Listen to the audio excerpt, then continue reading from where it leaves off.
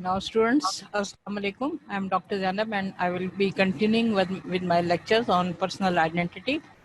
We were having a lecture about the fingerprinting and fingerprinting method or the dactylography or Galton's method is a very simple method and it is surest method. It is also cheap and there are records present like Federal Bureau of Investigation in the United States have got over 30 million fingerprints on its file. No two prints are alike.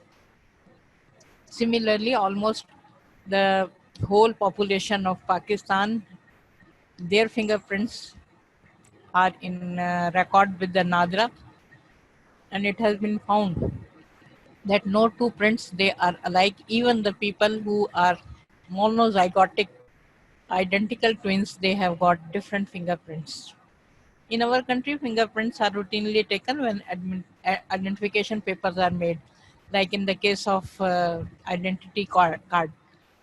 Whenever any person is arrested or at the time of joining of the appointment,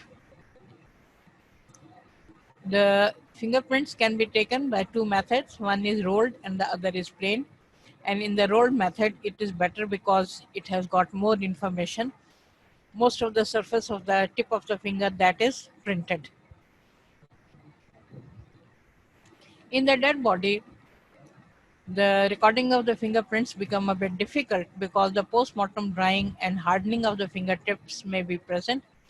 Police may approach the medical examiner for help or advice. The hard skin can be made soft by the application of oil or Vaseline. Fingertip contour can be restored by injecting the subcutaneous tissue which are bearing the print with paraffin or by boiling the fingertips in saline. During autopsy, if the medical examiner is requested to preserve the whole hand or the full fingers or the tip of the finger, cutting should be done at the proximal joint, not at the distal but the proximal joint. The portion removed should be put in a separate container having a label mentioning the hand or the finger, like right hand, left hand, and which finger, and whether right or left side. In case of degloving, if the skin or the epidermis has been separated from the dermis, as generally happens in the decomposition, the loose epidermis should be carefully separated from the underlying tissues, sparing the prints, which is then spread on a slide. It is air dried and preserved between two glass slides. If the epidermis is lost, we can have the same print from the dermis which is present underlying, but the print from the dermis is not very clear. When we compare it with that printing of the epidermis, that is more clear. Now these are the various fingerprints. Number one is the arch. This is a simple arch, but there may be a tented arch, which is more like an inverted V. The second one is a loop. Here there is a loop present and also an arch present. Then third one is the whirl, and the fourth one is composite. Here more than one pattern is present. You can see there are two loops present and one arch is also present. So almost all the people in the world, they have got one of these characteristics on their fingertips. And these fingerprints, they can be matched. If we have got the known fingerprint in record and we have a chance fingerprint, we can compare the both of them. And if they in a good fingerprint, generally there are about 150 characteristics which can be matched, but the court desires that at least 16 such characteristics should be matching.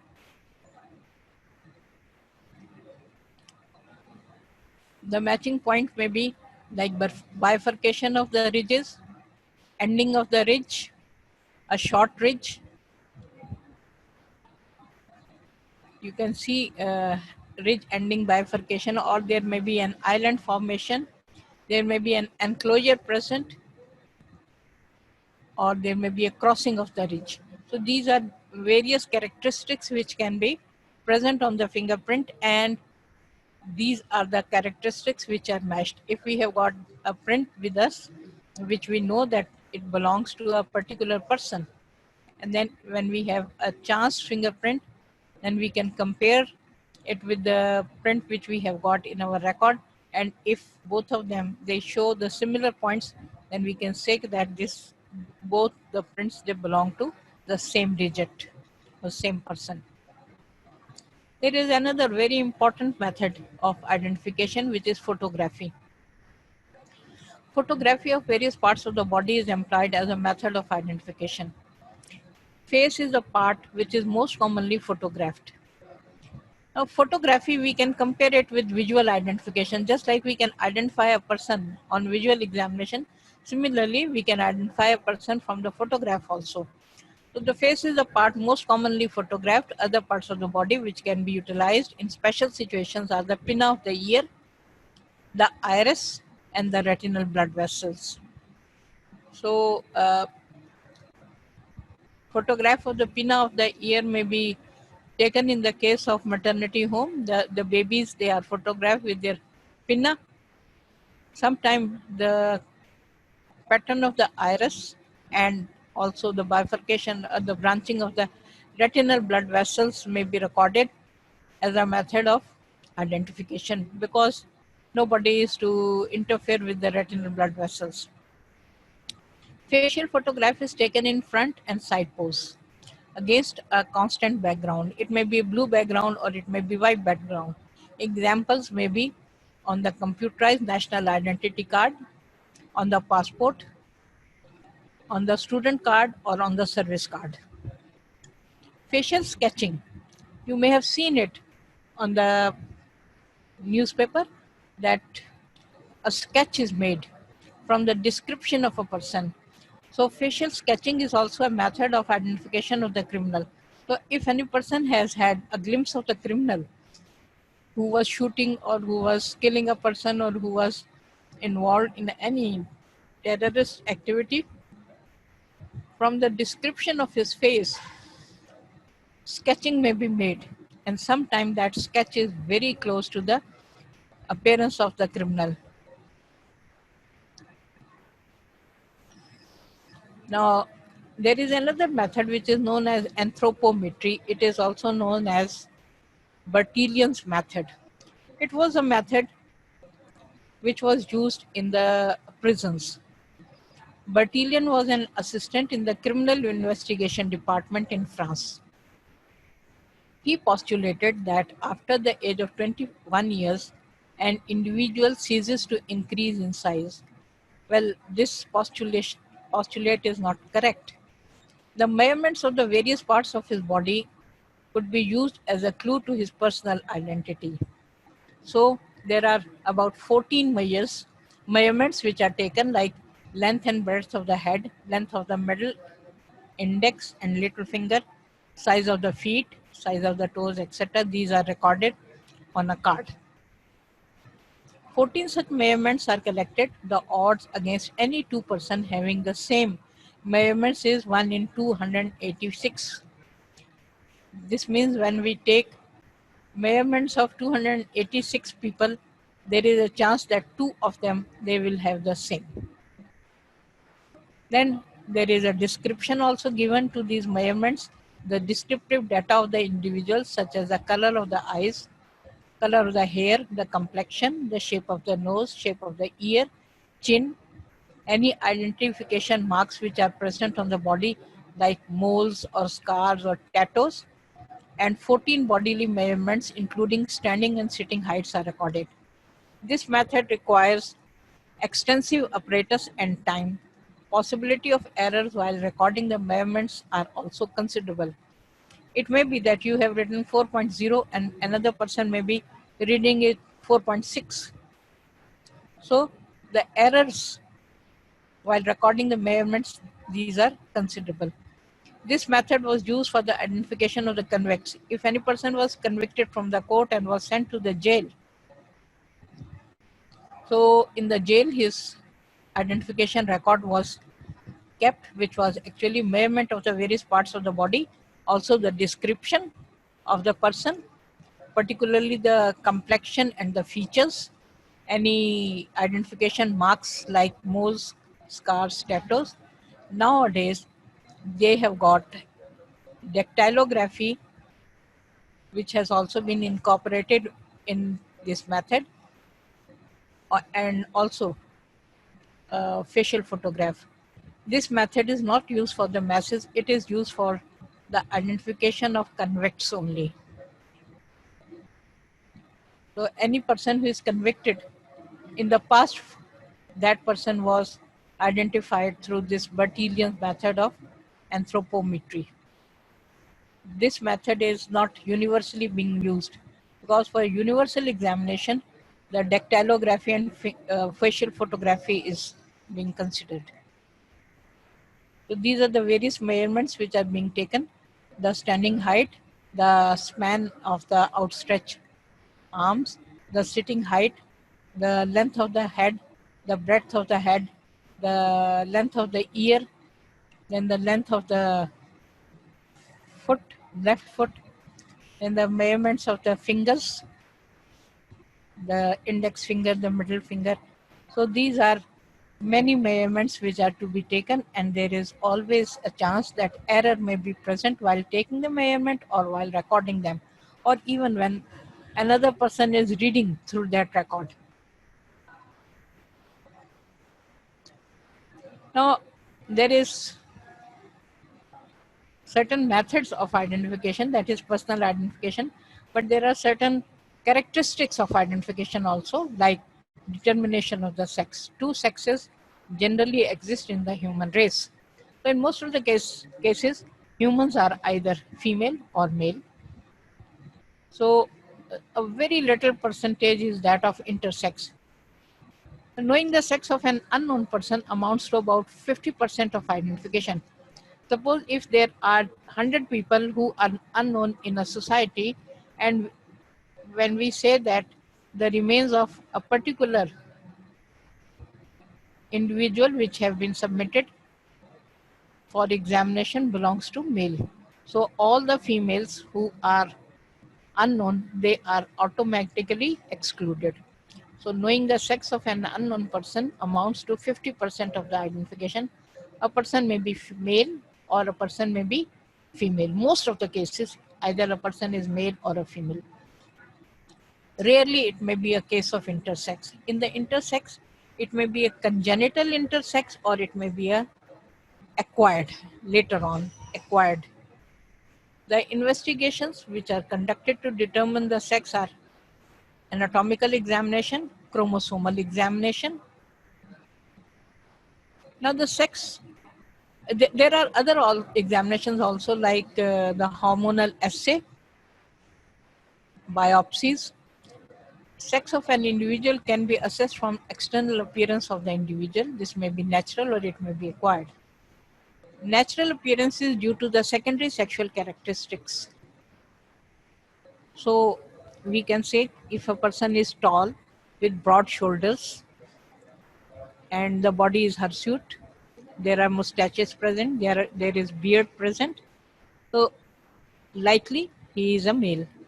If the person is of shorter stature with wide hips and narrow shoulders and developed breasts, then it is likely that such a person is female. So there is a general appearance, and then we can also conduct the examination after removal of the clothes. When we remove the clothes, we can see the type of genital tract and external genitalia and internal genitalia, whether there is presence or absence of ovaries and testes. We can palpate the testes in the scrotum. We cannot palpate the ovaries. We cannot see them. So we may have to take the help of the ultrasound. But presence or absence of the ovaries and testes, that is the most important factor in determining the sex of the person. Then we can also do the radiological examination, and we will find that there are certain characteristics which are present in the bones also. Then we can also do the microscopy of the tissue after biopsy. It may be the ovarian tissue, it may be the testicular tissue, and on microscopy we may be able to see whether there are developing follicles present. So it is the ovarian tissue. If it is the testicular tissue, then we can say that the person is a male. Then we can also have the chromosomal investigations. Chromosomal investigation is helpful in determining whether the person is a male or female from the study of the chromosomes. Now, detection of the presence of Barr bodies in the epithelial cells, especially in the buccal mucosa, and the Davidson bodies in the white blood cells. Now, you know that the human cells, they have got 46 chromosomes arranged in 23 pairs. Now the 22 pairs, they are autosomes and one is the sex chromosomes. Now in any person who has got XX configuration, that is the female, so there will be Barr body present in the epithelial cells of the buccal mucosa, or Davidson body may be present in the WBCs. The Barr body and the Davidson bodies are small condensation of the nuclear chromatin material which stains more deeply than the rest. Barr body is situated just under the nuclear membrane in the epithelial cells, whereas Davidson body is shaped like a drumstick and seen in the polymorph WBCs. Now, the presence of these structures in the cell of an individual indicate XX, and such a person is known as chromatin positive. This is the drumstick-like appearance of the Davidson body in the WBC. We can see there are certain RBCs present, there is one WBC present, there are certain platelets also present, and the nucleus of the polymorphic WBC, it is showing a Davidson body. So Davidson body, if it is present, it means that the individual has got the sex chromatin in the form of XX, and we say that such a person is chromatin positive. So when we say that a person is XX or chromatin positive, then the sex is female. There is just a few minor cases where the person may be Klinefelter syndrome, where XXY are males, but they are chromatin positive. This is another Davidson body in the polymorph cells.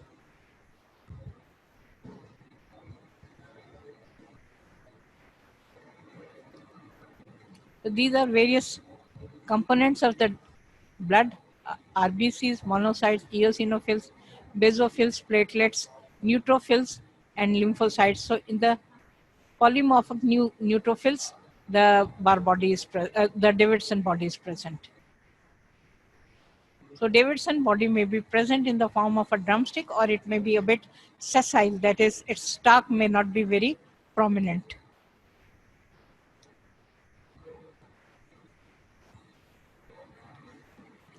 Now here, this is a blood slide of blood from a person where Davidson bodies are not seen. So this is a chromatin negative blood. Human beings, they have got 46 chromosomes, 23 pairs in each cell. 22 pairs are autosomal, whereas one pair is that of sex chromosome. In the female, the sex chromosomes are XX, and in the male, these are the XY chromosomes. So wherever there will be double X present, one of the X will be present in the nucleus, and it will be involved in the metabolic processes, and the other one, which was actually required to determine the sex, that will be found in the form of Barr body or Davidson body. Now there is also a psychological assessment. Psychological assessment is that the sexual behavior is important, and the sexual behavior is actually dependent upon the presence of various hormones. Physical sex of a of an individual may not conform to the psychological development of an individual. So in some cases, a person is male, but he wants to become a female and vice versa. So the physical sex of a person may not conform to the psychological development of the individual. Those who behave abnormally are placed in the intersex group. There is nothing wrong with the physical sex. Intersex groups, they are of two types. One is transvestite and the other one, they are transsexuals. Transvestite are like males who are wearing the clothes of the opposite sex, like the males who are wearing the clothes of the females and the females who are wearing the clothes of the male. But when we remove the clothes and we conduct the examination of the body and the genital area and the internal organs, we can find the actual physical sex of such a person. The transsexuals are those people who are really not only dressing in the clothes of the opposite sex, but they also may resort to surgical operations or hormonal use. They just want to become a person of opposite sex. So in these cases, the appearance of the body, the even after the removal of the clothes, or the appearance of the external and internal genitalia may not be very helpful. Here we may be able to perform the chromatin sexing. So that is going to tell us the actual sex of the person. Now various combination of the sex chromosome. Normal female has got XX, normal male has got XY, normal male has got only one X, and that is required for the metabolic processes.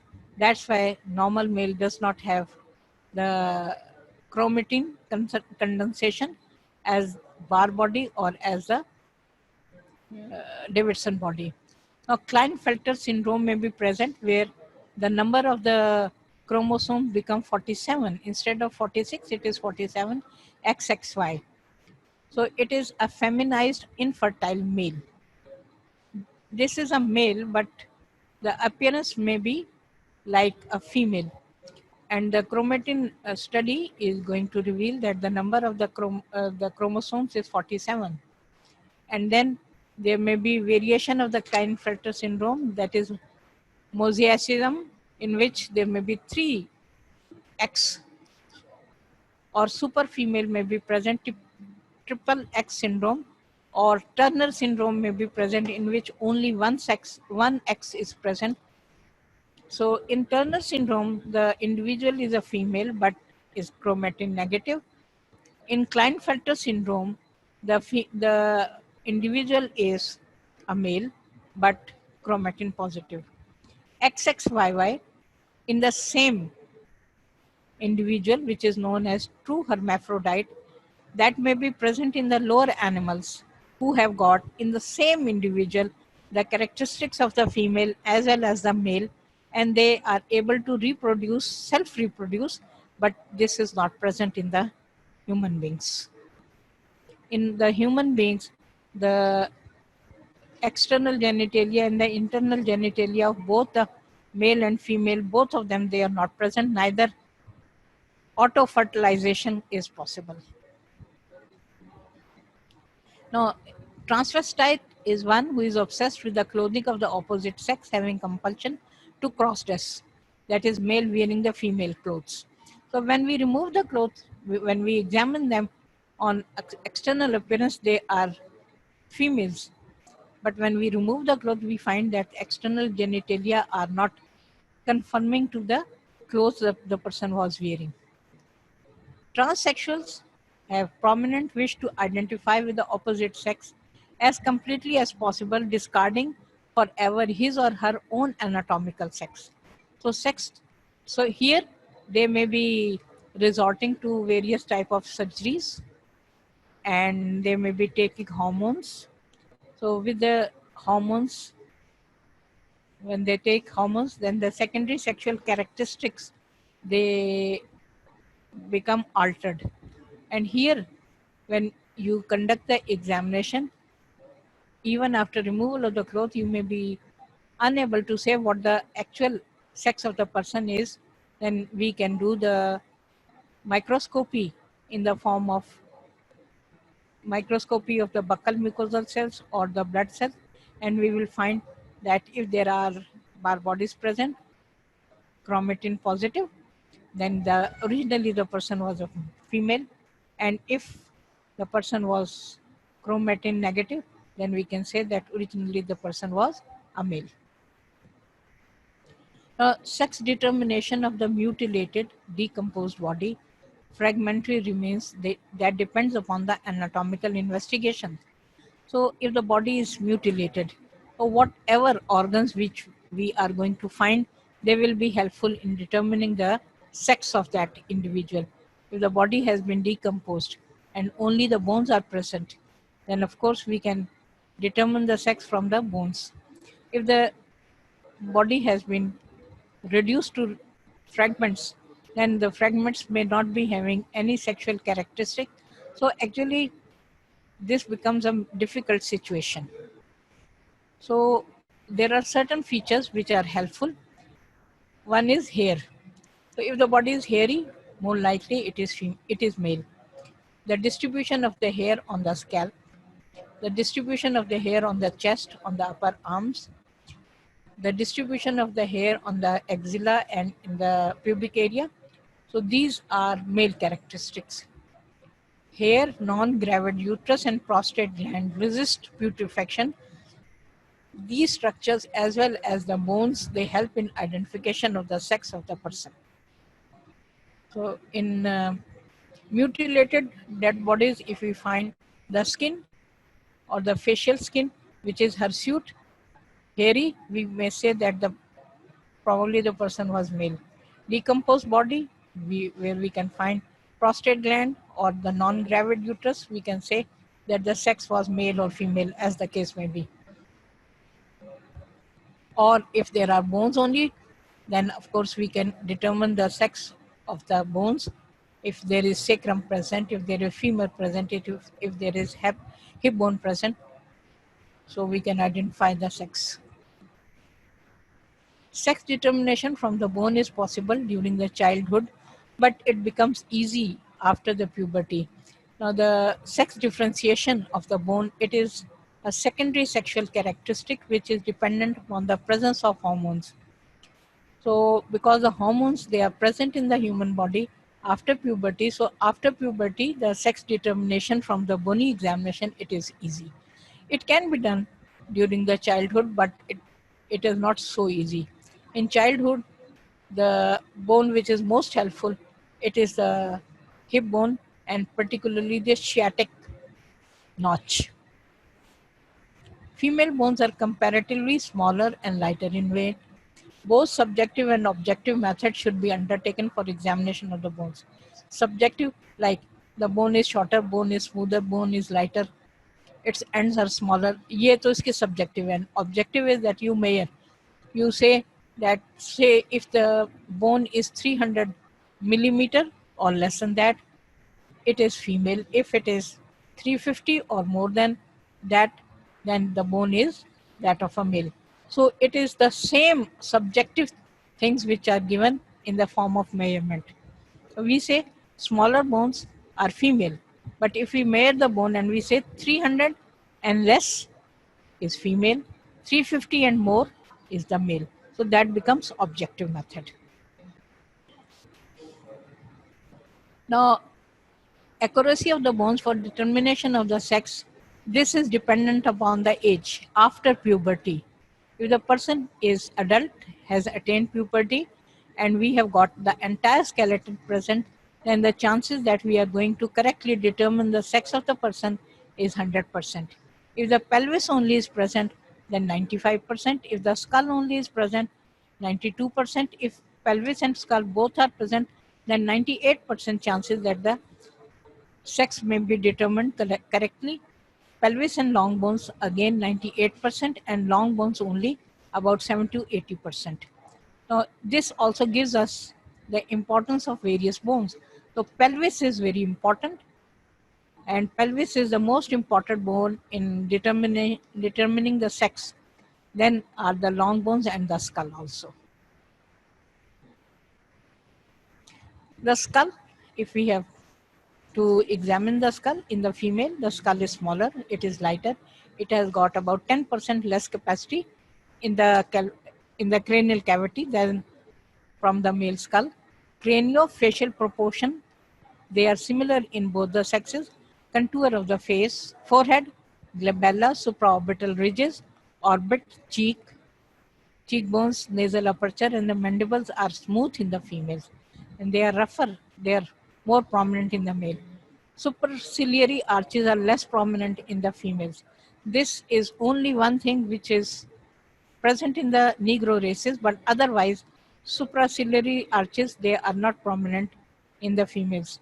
Fusion between the nasal and frontal bones show a smoother curve from the forehead to the base of the nose in the females. In the male, there is a distinctive relation and more prominent and rough zygoma. Orbital opening is rounded and smaller in the female. In the male, it is square and larger. Now, we can see the differences in the form of a table. The whole skull, in the male it is large, endocranial volume is about 200 cc greater in the female. In the male, in the female it is small. The whole skull in the female is smaller and the volume is about 10% less. Architectural design, that the male skull is rugged and in the female it is smooth. Orbits, in the male they are square, relatively smaller, lower and with rounded margin. And in the female, the orbits, they are rounded, relatively larger, higher and with sharp margins. The supraorbital ridges, they are medium to large in the male, and in the females they are non-developed. They may be small, they may be up to medium, but this is a racial difference also. So in the Negroes it may be developed.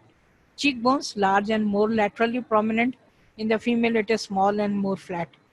Parietal protuberance in the male is small, in the female it is large. Forehead steeper and less rounded. In the male, rounded and full in the female. Frontal prominences in the male is small and in the female it is large. Mastoid processes, which are medium to large in the male and small to medium in the female.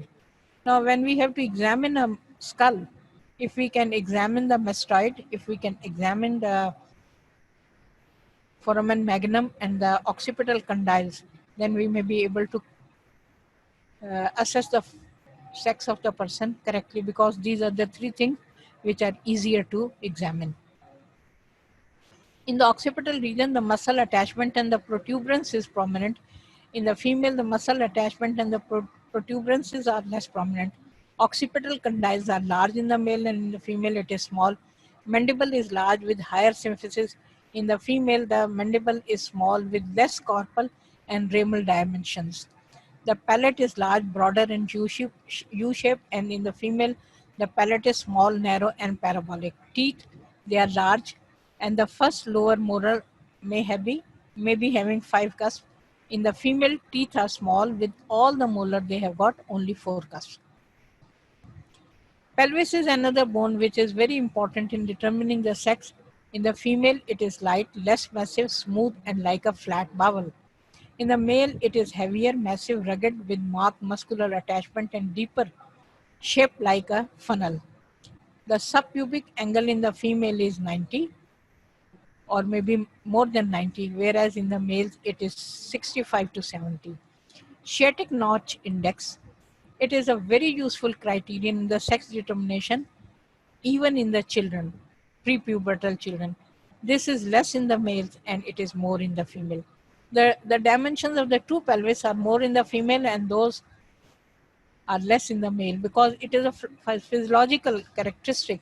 The woman has to bear the child and the head of the fetus has to pass through the pelvis. That's why the true pelvis, its dimensions are more in the female. Acetabulum in the female is small, in the male it is large.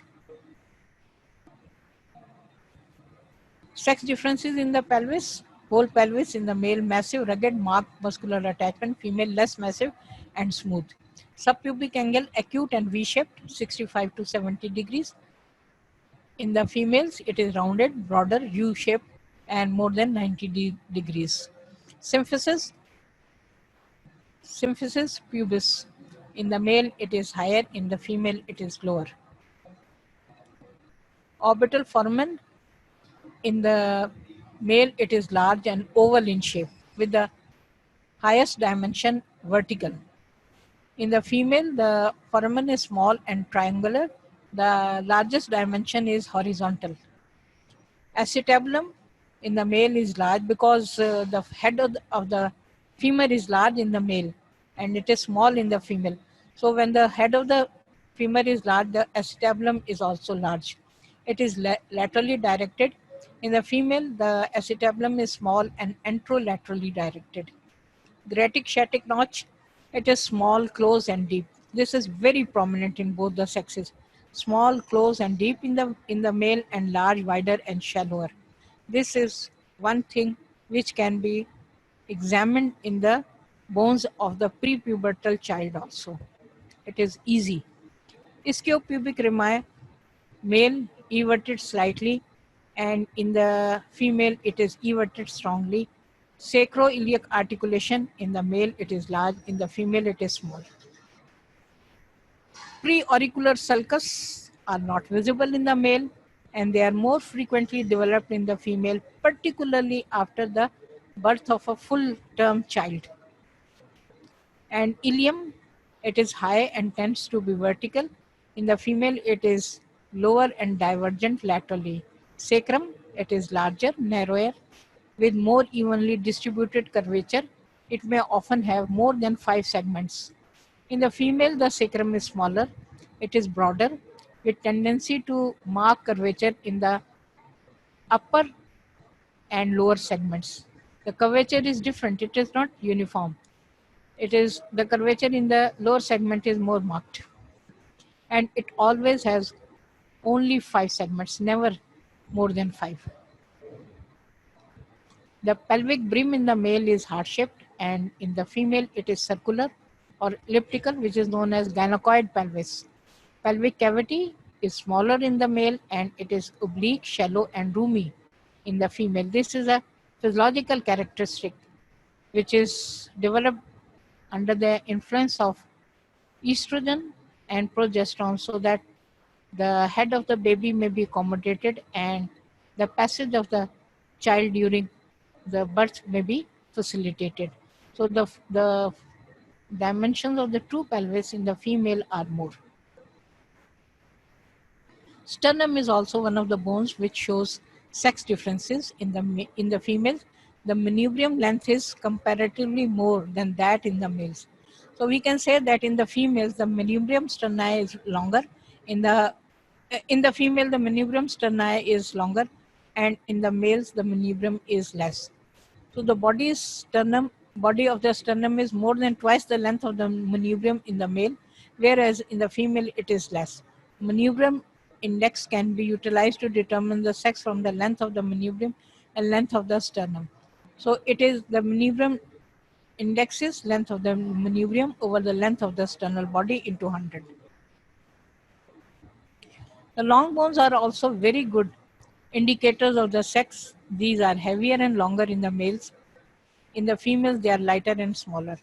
But really, we have to compare these bones with the individual of the same race and same age. We should not be comparing the bone of a 2 years old person with a 20 years old person, or the bones of a Mongolite person with that of a Negro, because Negroes, they have got very long bones.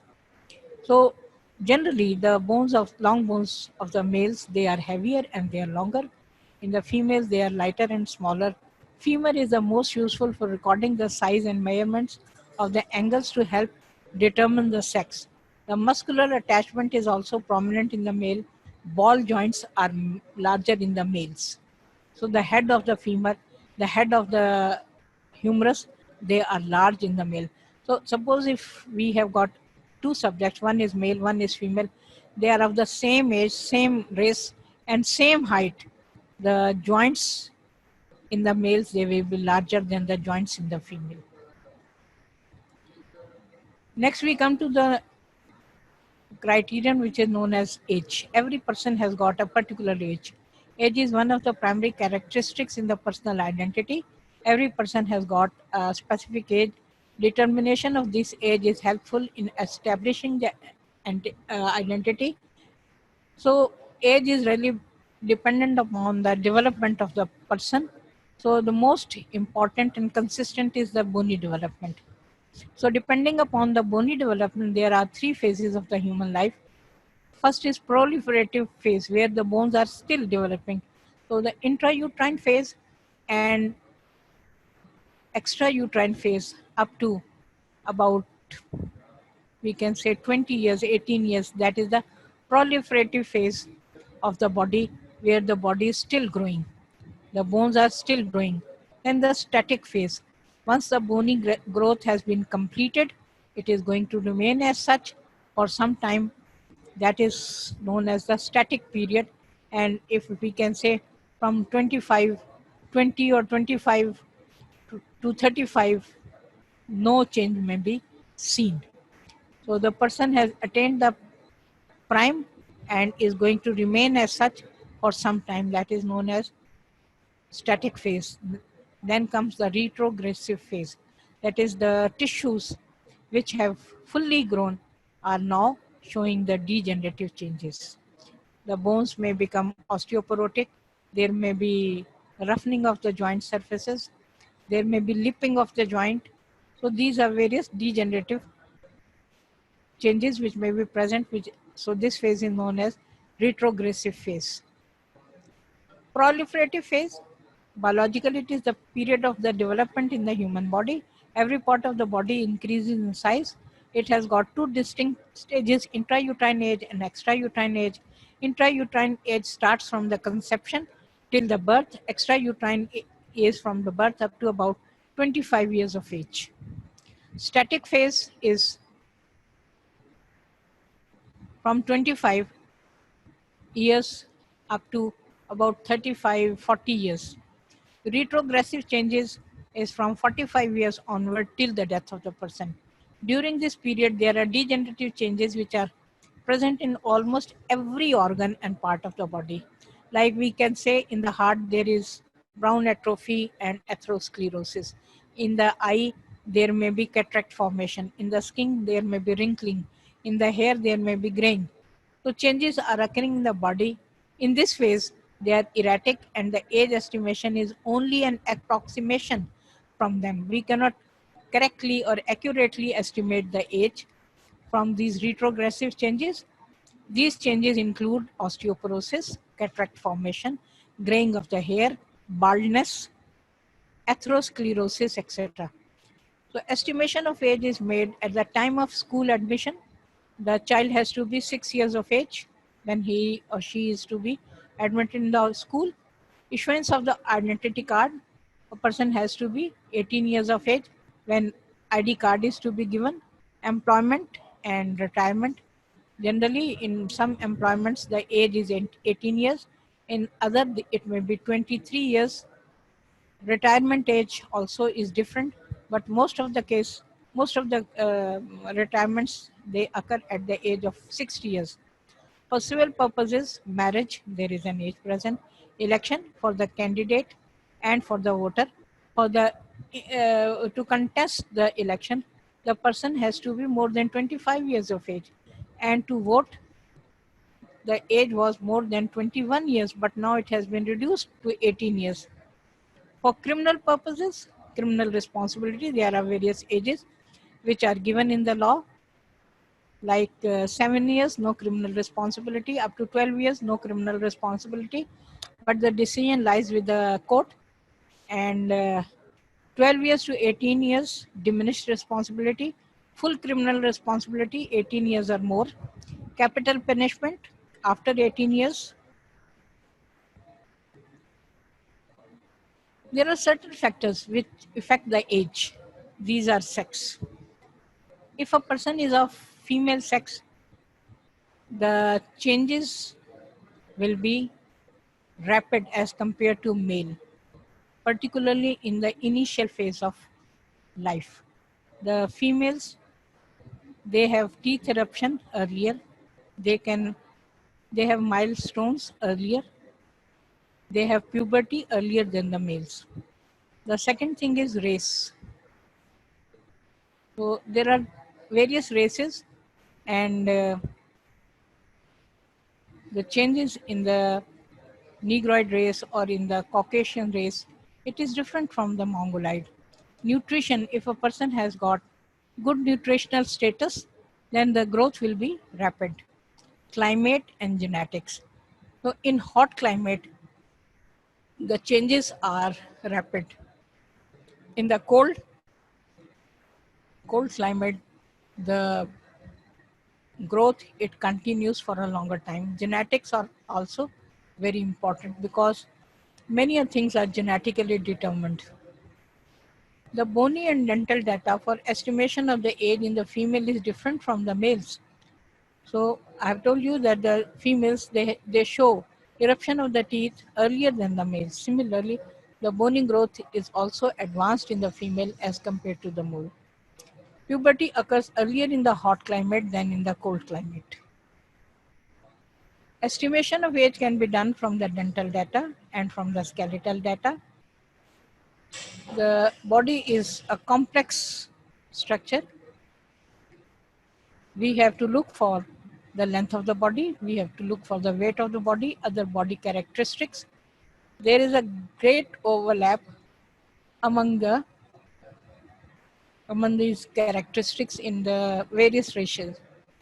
Now, in the intrauterine life, the length and the weight of the fetus have got a definite relationship to its age. Now, we can determine the age of the fetus from the length of the fetus and from the weight of the fetus, but not in the after birth. Direct measurement of the size of the fetus and the appearance of the ossification centers give an accurate assessment of the fetal age. SS rule is that squares of the months of the gestation gives the length of the fetus in centimeters up to 5th month. So it is, suppose if the month of gestation is 1, we are going to multiply it with 1. So what would be the length of the fetus? It would be 1 centimeter. If the age of the fetus is 2 months, we have to multiply 2:2. The length of the fetus will be 4 centimeter. So up to 5 months, the length of the fetus will be 25 centimeter. After this period, the number of months should be multiplied by 5. By नहीं बल्कि with होना चाहिए था. Should be multiplied with 5, which shall give the length of the fetus in centimeters. So 6 months intrauterine, we have to multiply it with 5 and 30 centimeters. 7 months intrauterine, the length should be 35 centimeters and so on. So this is a rule of Hess's, which is very simple. First 5 months of intrauterine life, we have to multiply the month of gestation, or we have to take the square of the month of gestation, and after 5 months, we have to multiply with 5 the number of months of gestation. And this is going to give us the length of the fetus in centimeters. So we can say that at the end of about first month of gestation, the length of the fetus will be 1.25 centimeter, and the embryo will be formed and it will be showing the limb buds. 2 months, 2.5 centimeter, head is formed, ear and hands are seen. 3rd month, 9 centimeter, placenta is formed, nails are appearing on the digits. 4 months, 15 centimeter, clear sex, you can differentiate male and female sex. Hair are present on the head. 5 months, 25 centimeter, fetus is about 350 to 450 grams in weight. 6 months, 30 centimeters, fetus is 700 to 900 grams in weight. 7 months, the length is 35 centimeter, fetus is 1.2 to 1.4 kilogram of weight, may be viable. 8 months, fetus is 1.5 kilogram to 2 kilogram in weight. 9 months, 50 centimeter, and the fetus is 2.5 to 3.5 kilogram in weight, it is a full-term fetus. A fetus gains weight at the rate of 1 pound per month starting from 5th month onward. Average weight of the fetus at birth is about 3 kg. In Pakistan, it is 2.5 to 3 kgs, but in other races, it is more. In Pakistan, it is about 7 pounds. In India, it is 6 pounds. In the Scandinavia, it is 8 pounds. So it is really dependent upon the stature of the person and the race of the person. Increase in the weight after birth till the end of the first year is also at the rate of 1 pound per month. So the child roughly doubles its weight in the first 6 months after birth, and its weight is 3 times the birth weight at the end of first year. After this, the increase in the weight becomes erratic. So this is in a normal, well-nourished child. Tables of height and weights are available, which indicate the rate of growth in a normal person, but they are not reliable to determine the age of the person. So these are for the male and for the female. What should be the height? What should be the weight present at the end of 1 year, 2 year, 3 years? But we can really take the reference of these tables, but they are not very reliable that we will be able to give the accurate age of the person from this height and weight.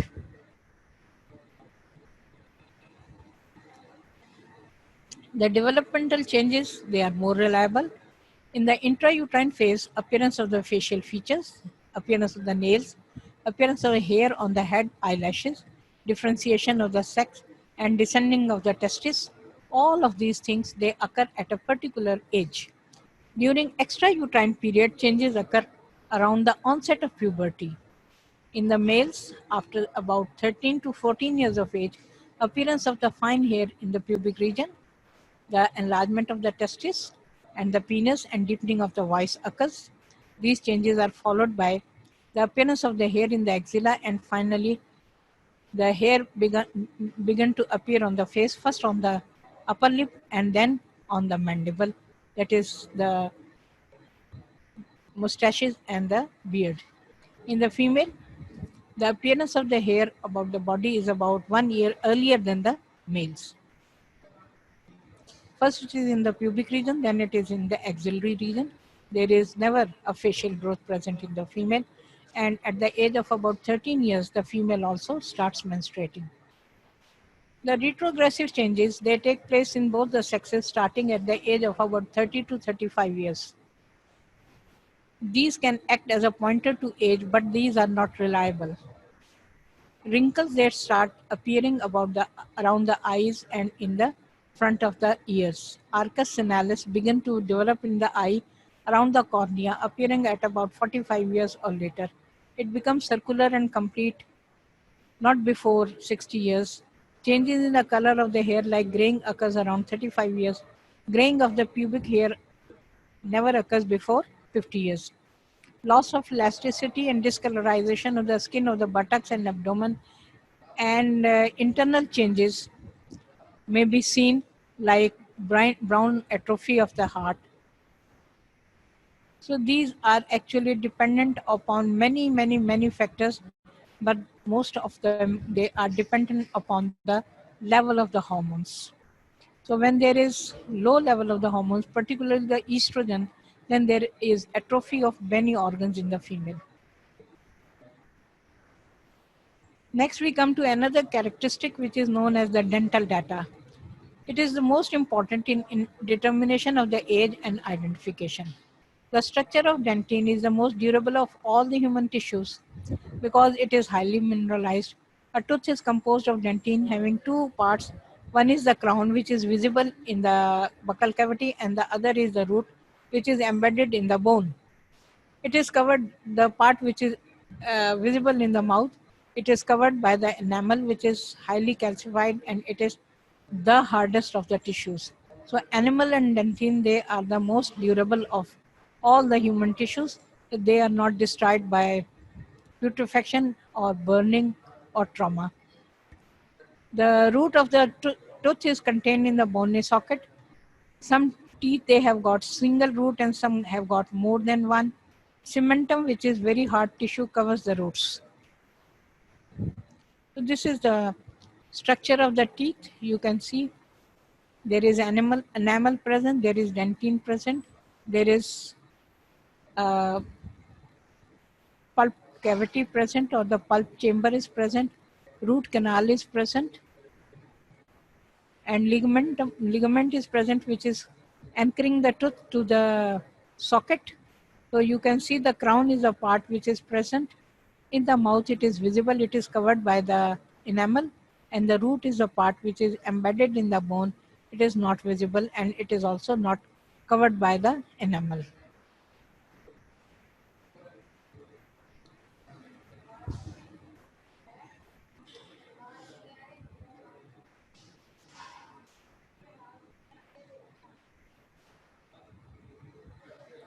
Fibrous tissue which passes from the wall of the bony socket onto the cementum of the root forms attachment to the tooth, which is called as periodontal membrane.